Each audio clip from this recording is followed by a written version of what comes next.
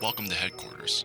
We will cover a different avenue to attack CCTV and cache from the construction side of the map. The first step is still to breach the Plat wall. The different methods to do so are covered in the previous video. The key difference here is to breach the right side of the wall instead of the left side. The reason why will be made clear later. Leave only one attacker on the rappel here while the rest of the team clears the other side of the map. Now we turn our attention to the master side of the second floor. Before stepping foot in the building, open up these entry points: single con wall, logistics hatch, jacuzzi breach, and the highway windows.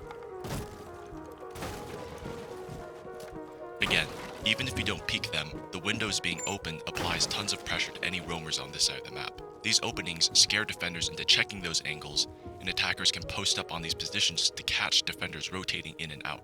Neglecting to open the extra angles will put you at a disadvantage. Entering into a single opening will allow the defenders to swing you without having to consider a push from another direction. Trade potential is also limited. Around all too much, although Vrow seem to decide to flip their push around as Kyle creeps his way up the... Once map control is established up to construction, secure the flank. Fortunately, defenders can only flank from one route, main stairs.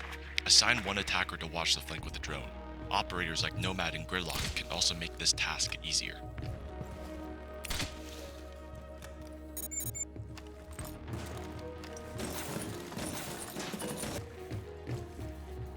Now to breach the construction wall to site. Thatcher and impact EMP grenades will still work just as well to remove any wall denial, but observe that the top portion of the wall is soft. Shooting out this portion means that you can toss grenades over to destroy utility on the other side. The opening is narrow, however, so practice this so as to not kill yourself on accident. Some mini-games to be aware of. Destroying the top of the wall also allows defenders to impact trick any hard breach placed on the wall. The blast radius of impact grenades is large enough to destroy breaches placed high on the wall. Also, beware if the construction hatch is destroyed. C4s and impacts can likewise be tossed from below to destroy any charges. Defenders can even shoot your hard breacher through the angle. The default plan spot for the take will be just on the single breached wall. To set up the execute, some key positions need to be cleared first. A defender sitting behind cache box can easily swing out and kill the planter, as well as this tuck spot here. First, to clear out the cache box player.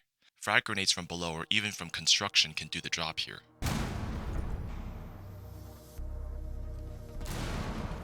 Another trick is that the cache box has a gap from the floor. Going prone from construction can also let you shoot the defender's feet to clear the position. The second position to clear is tuck. Now it should be clear why the right side of the Plat wall was breached instead of the left. The attacker on the Plat wall rappel can trap the defender playing there, while attacker utility from elsewhere can flush them out. With cache box and tuck cleared, it's time to get the plant down. This spot is fully covered from top red and garage.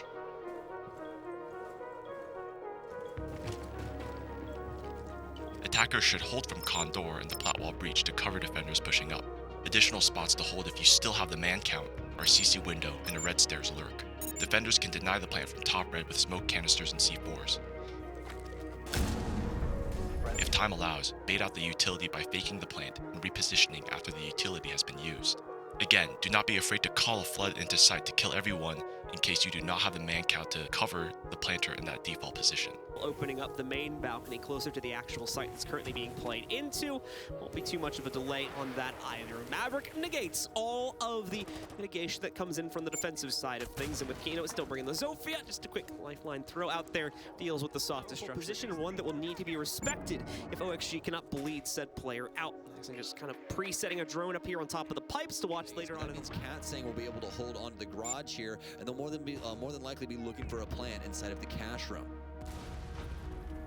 OXG still waiting out the time here, and at the same time, Dom1 still trying to play back to their own positions further in the site. Since the player in garage not going to be pressured, he'll be free to hold on to the rotation point and definitely pressure anybody that tries to swing in from construction. This could be one move that Oxygen may end up regretting later in the round, but nice nade. It's going to force Kotsing out of position, allow for a possible hop in. Here comes the swing as they work their way in. Coden's ready to respond to this one. Aquino fends off the play from Kotsing. The plant now going down on the ground, and I don't believe Dom1 have any route to stop it. The construction push works out here. They keep the numbers even and now push it into their favor with Kino finding the next kill against Coden. Rotations coming in for the lower hold on Dom1, but in my opinion, it's too little too late here. This is going to be such a tough retake. They've got garage pressure, but they need to group up here. They need to find some way to swing out a bit more confidently. Rin's going to find him. Aquino instead finds him, and Yaga shuts down the next one as OXG gonna